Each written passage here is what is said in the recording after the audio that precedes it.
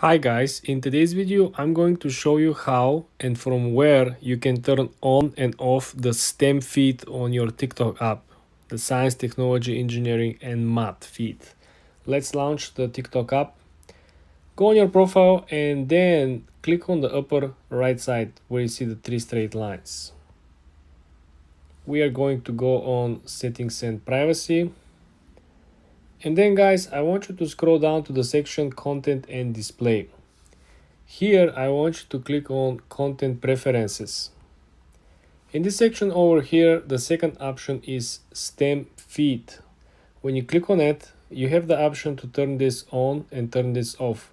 This feed simply allows you to from time to time learn something new that is not the usual hype or the usual trending videos. It's very good, it's very interesting, especially if you have to kill a lot of time and there is nothing to do. You can pop up and learn something about science, technology, engineering and math.